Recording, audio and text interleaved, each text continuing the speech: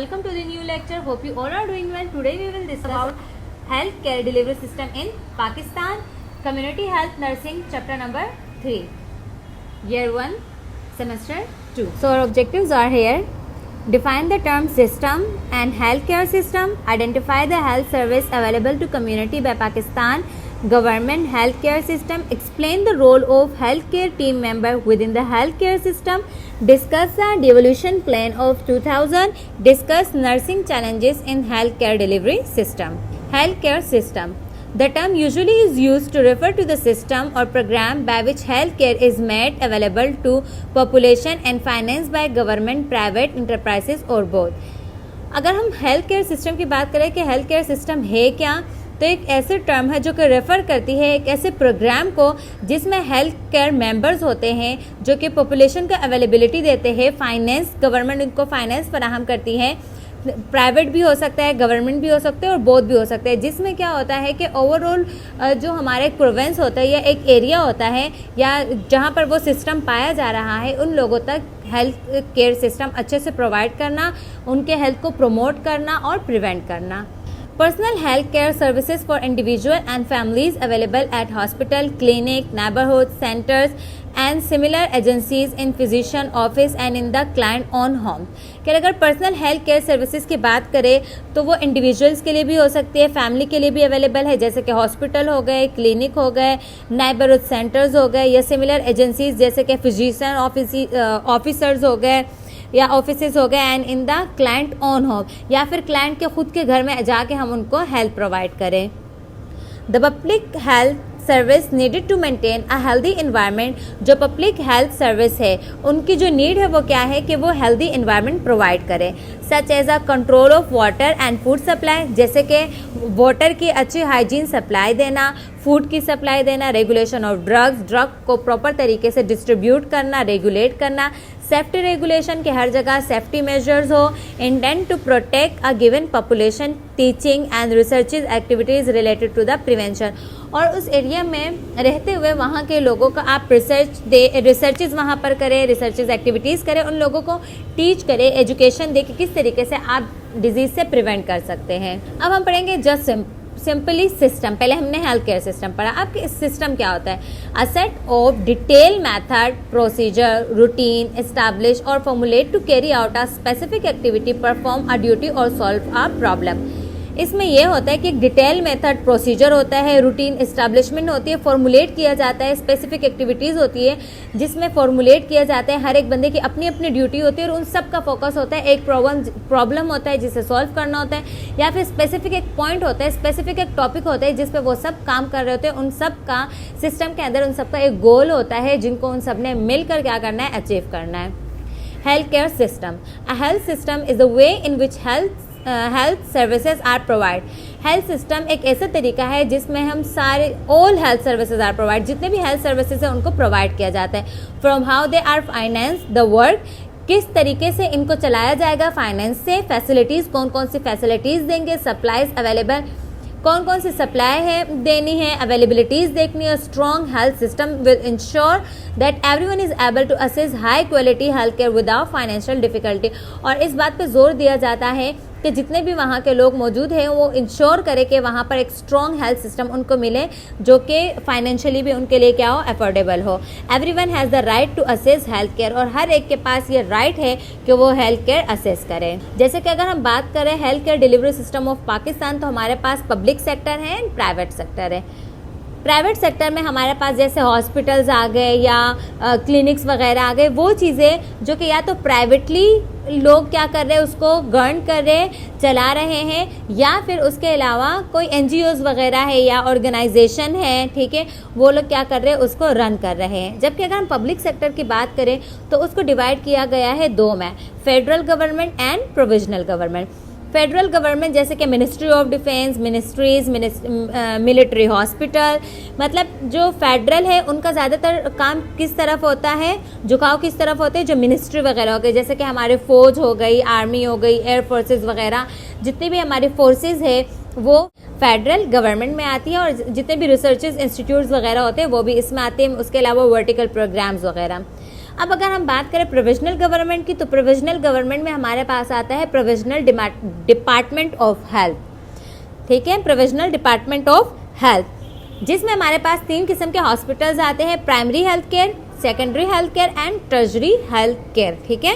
अब component of the health care delivery system, पहले जो हमने पढ़ा वो हमने डिवीजन की कि किस तरीके से हेल्थ केयर सिस्टम है। अब कंपोनेंट्स क्या है, तो हमारे पास है regulator, pair, provider and supplier. जो रेगुलेटर हैं वो किन को रेगुलेट कर रहा है, पेयर जो पे कर रहे हैं, प्रोवाइडर जो कि प्रोवाइड कर रहे हैं, सप्लायर जो कि सप्लाई कर रहे हैं, ठीक है। तो रेगुलेटर किन 3 लोगों को रेगुलेट करेगा, पेयर, प्रोवाइडर एंड सप्लायर। अब जो पेयर है वो फाइनेंस करेगा प्रोवाइडर को, पेयर क्या करेगा, वो पे करेगा प्रोवाइडर्स को यानी कि फाइनेंस करेगा, और फिर जो सप्लायर है वो प्रोवाइडर को सप्लाई करेगा।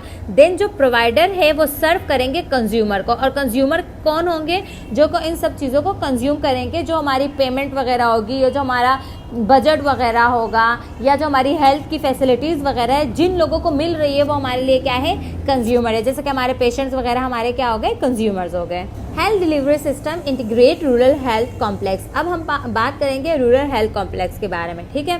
तो जैसे हेल्थ केयर प्रोवाइडर और पॉपुलेशन सर्व। अगर हम बात करें टर्शरी हॉस्पिटल की, किसकी, टर्शरी हॉस्पिटल। टर्शरी हॉस्पिटल हमारे पास जो हाई लेवल का हॉस्पिटल होता है जिसमें सारी फैसिलिटीज़ मौजूद होती हैं उसे कहते हैं टर्शरी हॉस्पिटल। में ये नहीं कि इतने पेशेंट सिर्फ आएंगे बस, लिमिटेड नहीं। टर्शरी हॉस्पिटल में ओवरऑल कंट्री से कहीं से भी पेशेंट आता है, जिसमें हमारे पास स्पेशलिस्ट मौजूद होते हैं, डॉक्टर्स होते हैं, नर्सेज होती है, पैरामेडिकल स्टाफ होता है। देन हमारे पास है district headquarter hospital. District headquarter में भी हमारे पास स्पेशलिस्ट होते हैं, डॉक्टर्स होती है, नर्सेज होती है, एंड देन पैरामेडिकल स्टाफ होता है। एक कितने उसको कवर करता है, कितने पॉपुलेशन को ये सर्व करता है, कवर करता है, तो 1 लाख से लेकर 3 लाख तक, यानी 1 लाख टू 3 लाख तक के लोगों को ये क्या कर रहा है, सर्व करता है। कौन सा हॉस्पिटल, डिस्ट्रिक्ट हेडक्वार्टर हॉस्पिटल। फिर अगर हम बात करें उसकी रूरल हेल्थ सेंटर की, तो रूरल हेल्थ सेंटर में हमारे पास कोई स्पेशलिस्ट नहीं होता, जस्ट डॉक्टर होते हैं, नर्स होते हैं, पैरामेडिकल स्टाफ होता है, जो कि 25,000 से लेकर 50,000 तक के लोगों को क्या कर रहा है, यानी 25,000 से लेकर 50,000 तक के लोगों को कवर कर रहा होता है, सर्व कर रहा होता है। देन हमारे पास आता है basic health unit. Basic health unit में ना ही हमारे पास डॉक्टर होता है और ना ही नर्सिस होती है, जस्ट पैरामेडिकल स्टाफ होता है। और ये कितने लोगों को सर्व कर रहा होता है, कितने पॉपुलेशन को, 5,000 से लेकर 10,000 के पॉपुलेशन को ये सर्व कर रहा होता है। और इसके अलावा जो हमारे पास टर्शरी हॉस्पिटल जो है हमारे पास, उसमें रेफरल सेंटर्स भी आते हैं, जैसे कि फॉर एग्जांपल हमारे आसपास के जो सेंटर्स वगैरह होते हैं, ठीक है, छोटे छोटे जो हॉस्पिटल्स होते हैं, वो रेफर करते हैं कि आप फलाने हॉस्पिटल में, चाहे जो टर्शरी केयर हॉस्पिटल होता है उसमें बाकी जो छोटे छोटे सेंटर होते हैं, या जो हमारे पास डिस्ट्रिक्ट हेडक्वार्टर होते हैं या रूरल हेल्थ सेंटर होते हैं, वहाँ से क्या किया जाता है, पेशेंट को रेफर किया जाता है टर्शरी केयर हॉस्पिटल में, ठीक है।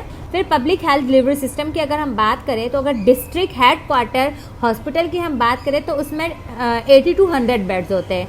अगर हम तहसील हेडक्वार्टर हॉस्पिटल की बात करें तो उसमें 40 to 50 बेड्स होते हैं। जबकि अगर हम रूरल हेल्थ क्लिनिक्स की बात करें तो उसमें ओपीडी वगैरह ज़्यादातर होती है और बेड हमारे पास 10 to 20 होते हैं। लेकिन अगर हम बेसिक हेल्थ यूनिट की बात करें तो वहाँ पे सिर्फ प्रिवेंशन, क्यूरेटिव, मोस्टली ओपीडी वगैरह होती है, वहाँ पे बेड्स वगैरह यानी कि एडमिशन प्रोसीजर नहीं होता। देन हमारे पास प्रिवेंशन हेल्थ सर्विसेज आती हैं। प्रिवेंशन हेल्थ सर्विसेज में ये होता है कि इसमें हम डिजीज़ जो भी होती है उससे हम प्रिवेंट कर रहे होते हैं। क्या कर रहे होते हैं? प्रिवेंट। जिसमें हमारे पास आता है इम्यूनाइजेशन प्रोग्राम, जिसमें हम इम्यूनाइजेशन देते हैं। उसके अलावा MCH सर्विस यानी कि मैटरनल चाइल्ड हेल्थ सर्विसेज हमारे पास आ जाती हैं। फिर हमारे पास फैमिली प्लानिंग आ जाती है एंड देन LHW प्रोग्राम। तो ये हमारे पास कौन से प्रोग्राम्स हैं जो कि प्रिवेंशन हेल्थ सर्विसेज में आते हैं। MCQs में आ सकता है कि ये चारों आपको दिए होंगे और एक एक्स्ट्रा दिया हुआ होगा, तो उसको आपने डिटेक्ट करना है, जो कि एक्सेप्ट वाले MCQs में आएगा। प्रिवेंशन ऑफ हेल्थ केयर में हमारे पास है फोकस ऑन लाइफस्टाइल। हम लाइफस्टाइल पर फोकस करते हैं, focus on environment, shift focus from individual to population. एक तो हमने लोगों के लाइफस्टाइल पर फोकस करना है, एनवायरनमेंट पे फोकस करना है। उसके अलावा हमारा जो फोकस है वो जस्ट इंडिविजुअल पर सिर्फ नहीं होना चाहिए, ओवरऑल पॉपुलेशन पे भी होना चाहिए। कॉस्ट इफेक्टिव हेल्थ केयर, हम एक ऐसी हेल्थ केयर प्रोवाइड करें जो कि कॉस्टली ना हो, कोई भी पेशेंट या कोई भी क्लाइंट जो पॉपुलेशन है उसे आराम से अफोर्ड कर सके। Evidence based decision, policy, resources to sector that contribute to health, हमने एविडेंस बेस्ड डिसीजन लेने हैं, पॉलिसीज, रिसोर्सेज, सेक्टर्स वगैरह जो कि हेल्थ पे क्या करें, कंट्रीब्यूट कर सके। तो हम क्या करते हैं, प्रिवेंट एंड प्रमोट हेल्थ, यानी कि हम हेल्थ को क्या करते हैं, प्रमोट करते हैं और प्रिवेंशन भी देते हैं कि कोई भी डिजीज ना हो। Nurse patient ratio in Pakistan, अगर हम देखें कि एक नर्स को कितने चैलेंजेस का सामना करना पड़ता है, तो according to the figure cited by the journal of pioneer medical science 2015 कि the existing nurses patient ratio in Pakistan is approximately 1 to 50, यानी कि अगर पाकिस्तान में देखा जाए तो 50 क्लाइंट्स या 50 पेशेंट पे एक नर्स है। Where the ratio prescribe by the Pakistan nursing council is 1:10, जबकि अगर हम पीएनसी की बात करें तो उसने प्रिस्क्राइब किया है कि 10 पेशेंट पे 1 नर्सेज होना चाहिए एक जनरल एरिया में। लेकिन अगर हम एक स्पेशलाइज्ड एरिया की बात करें तो वहाँ पर 3 पेशेंट पे 2 नर्सेज होनी चाहिए, जबकि एक नर्स को पाकिस्तान में इतनी ज़्यादा चैलेंजेस का सामना करना पड़ता है कि वो एक नर्स 50 पेशेंट को या 50 क्लाइंट्स को कवर कर रही होती है, सर्व कर रही होती है। Role of health care team member within the health care system, अब जो हमारे पास हेल्थ केयर टीम मेंबर्स है, जिसमें हमारे पास स्पेशलिस्ट आ जाते हैं, डॉक्टर आ जाते हैं, नर्सेज आ जाती है, पैरामेडिकल स्टाफ आते हैं, उसके अलावा जो हमारे आसपास के टीम मेंबर्स होते हैं उनका क्या रोल है हेल्थ केयर सिस्टम में। There are many people who contribute to your care when you are in hospital, कह जब आप हॉस्पिटल में होते हैं तो हॉस्पिटल में बहुत सारे ऐसे लोग हैं जो कि कंट्रीब्यूट करते हैं आपकी हेल्थ में। Doctor assist and manage your medical treatment, doctor assist करता है और मैनेज करता है आपकी मेडिकल ट्रीटमेंट को। Nurse provide ongoing care, nurse आपको ऑनगोइंग केयर प्रोवाइड करती है। Allied health professional provide services to help with diagnose and treatment, जो अलाइड हेल्थ प्रोफेशनल्स होते हैं वो डायग्नोसिस में और ट्रीटमेंट में हेल्प करते हैं ड्यूरिंग द रिकवरी प्रोसेस, जबकि रिकवरी प्रोसेस हो रहा होता है उसके दौरान। Support and administrative staff work to support the day to day running of the hospital, लेकिन अगर हम supportive and administrative staff work की बात करें तो वो डे टू डे जो हमारी रनिंग होती है हॉस्पिटल में उसमें हमें सपोर्ट करता है। Thank you so much for watching and supporting us. Make sure subscribe our channel and hit the bell icon. इस सबके साथ मैं आप सबसे इजाज़त चाहूँगी। अल्लाह हाफिज़।